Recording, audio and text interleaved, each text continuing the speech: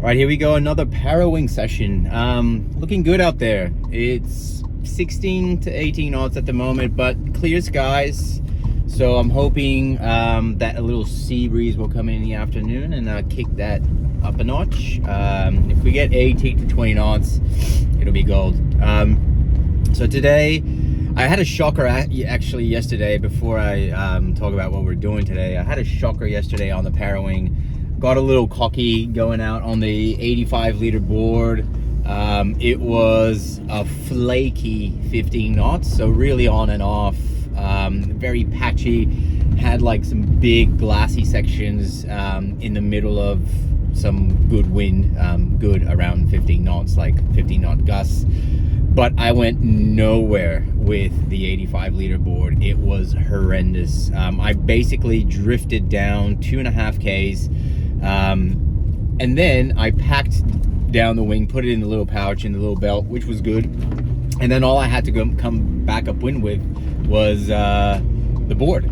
So that's a little bit helpful as well. We all have done, you know, the walk of shame of walking up the beach, and if you have a kite or a wing and the board, and oh my god, it's a lot of work.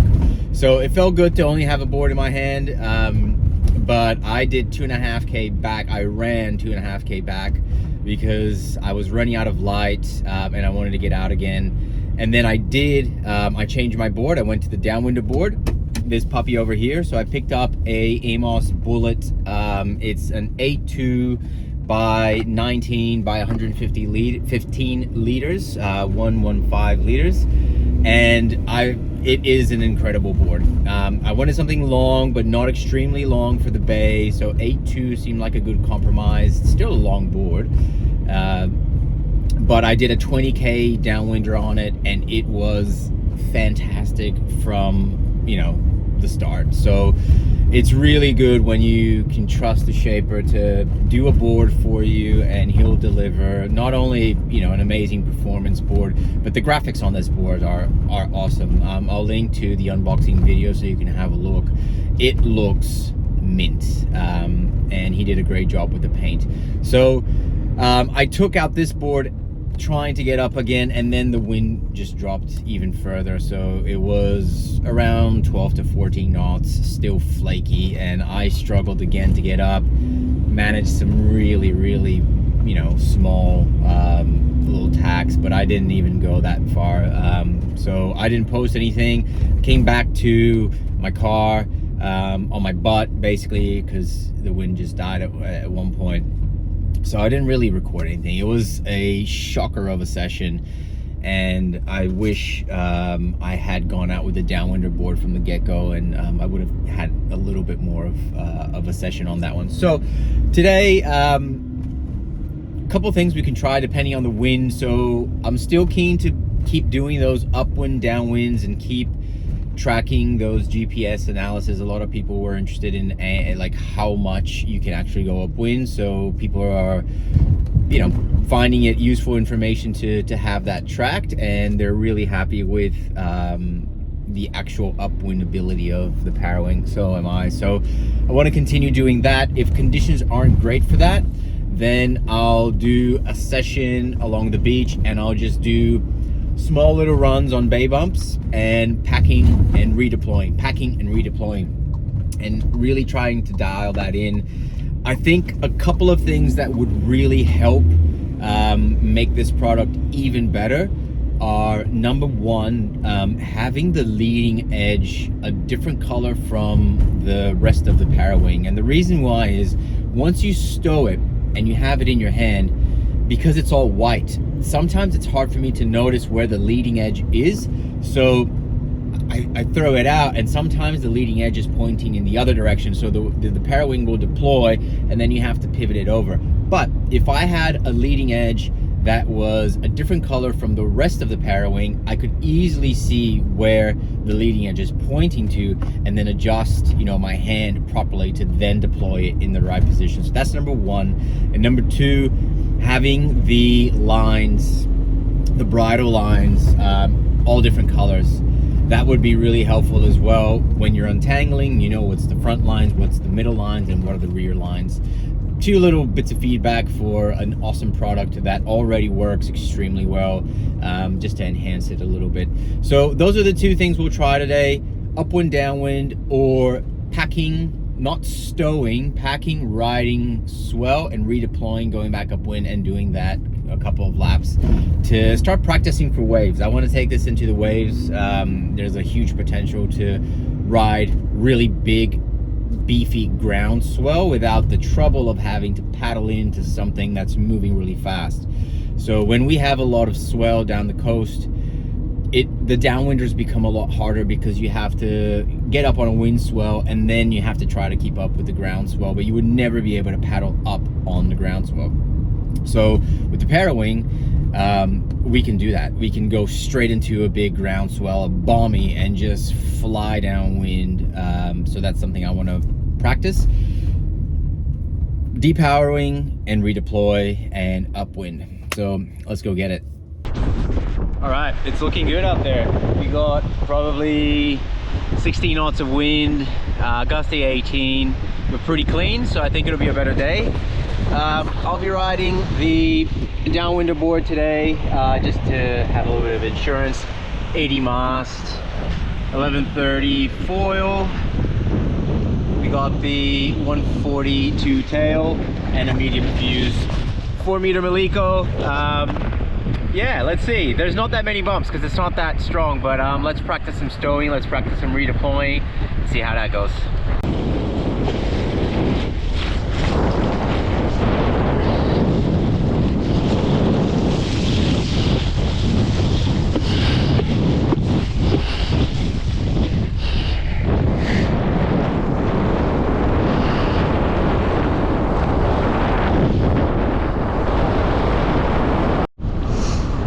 We're up and we're rolling. It's a little bit patchy, but better than yesterday. I'm gonna try to do a depower and see how much of these tiny little waves I can surf. Phew.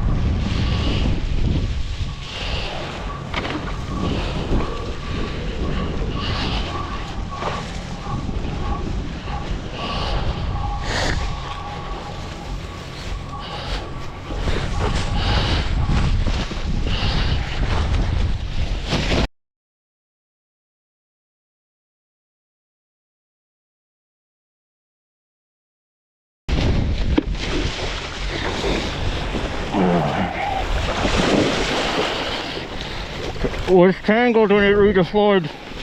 There it is, tangled on the rear line, but that was good. That was really good.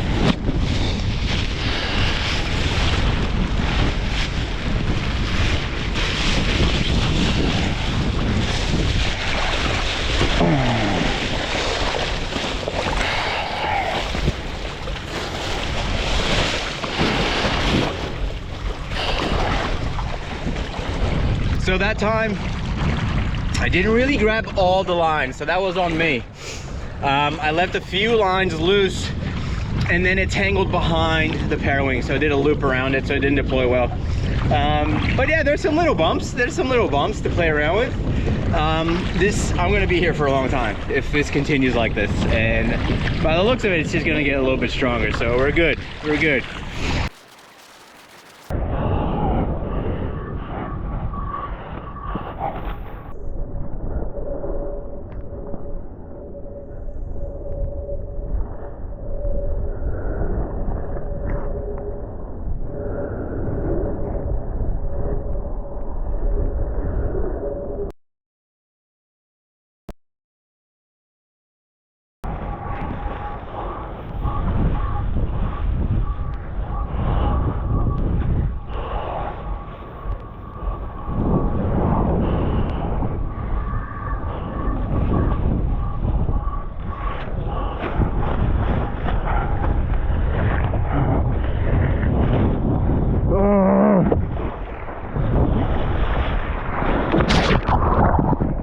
it's interesting, there's a fine balance of when you redeploy that you don't want to be going upwind too much so you don't get a big jolt, but if you go downwind too much, you're always fighting with the slack on the line. So I'm trying to be gentle and trying to get a good angle, and this one was closer. I know where my leading edge was, so I just worked around that. We're getting there, we're getting there.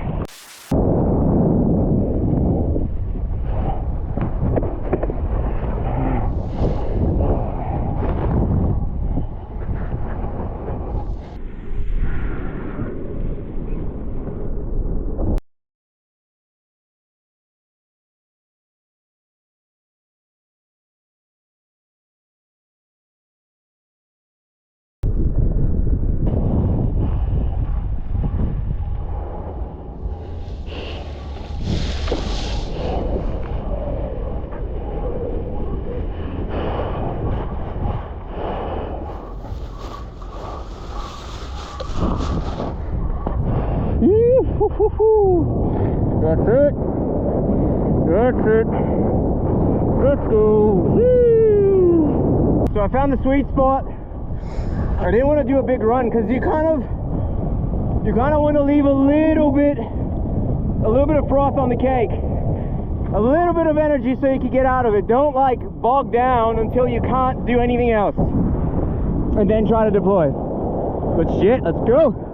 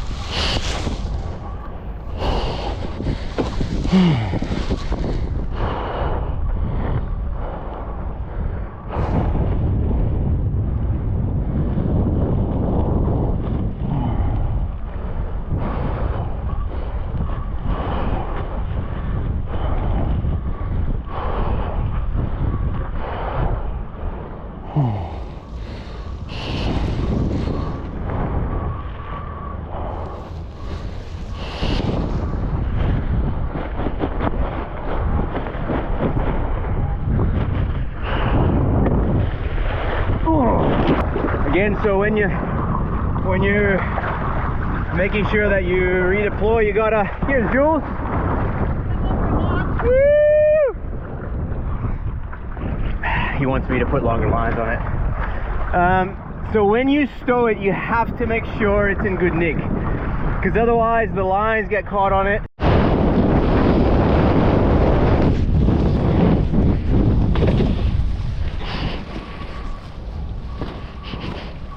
Shut it off. Shut it off.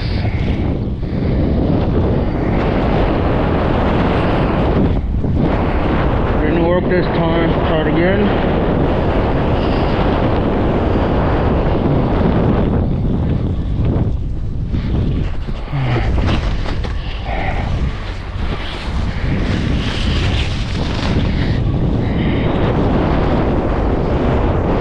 Didn't work either. It's getting a little harder now. Let me make sure that no one's in front of me. Okay, still.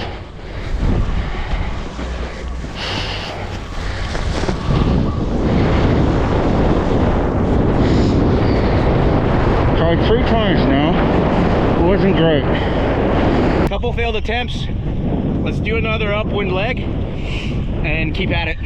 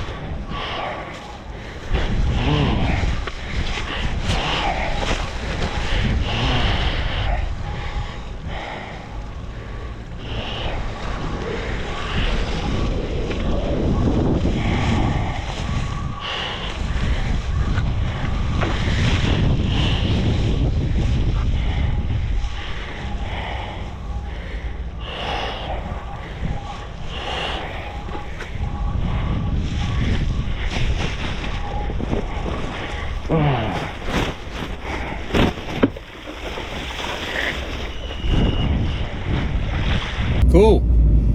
That was a mega session. That was insane. I did probably so I did 2 hours and 35 minutes, 44 Ks on the Parawing. That was mental. The amount of learnings in that were absolutely awesome. So today the whole point was to either do a upwind downwind, which I didn't get to, or just practice stowing, which I did a lot of. And here's what I learned. So when you're stowing, the first few stows that I got on video, I was trying to stow as if I was going downwind, meaning I was trying to stow all the lines together. So going from the rear lines and grabbing all of them. And I found that really hard sometimes if I wasn't really going downwind enough. I wasn't depowering the Parawing, sufficiently to get the slack that I needed. And when I did that, even the times that I got it right and I was able to stow it, I found that the way the Parawing ended up being stowed wasn't necessarily what I had in my mind. So sometimes the leading edge would be on the bottom, on the side, or on, it was very hard to understand or to have consistency on where I was keeping that leading edge. So I would ride the wave and then I would redeploy. Number one, if I didn't grab, and sometimes I did that, I didn't grab all the lines. 1 or 2 lines were flapping around. They tangle around the Parawing. They go towards the back of the Parawing, and then when you deploy, it's just a mess. So if you depower it in a messy way, it will redeploy in a messy way. So learning how to depower it properly is essential for you to be able to, kick it out and have it exactly where you want it to be. So I had a few successes with all the lines, but it was harder to then redeploy knowing exactly where it would be.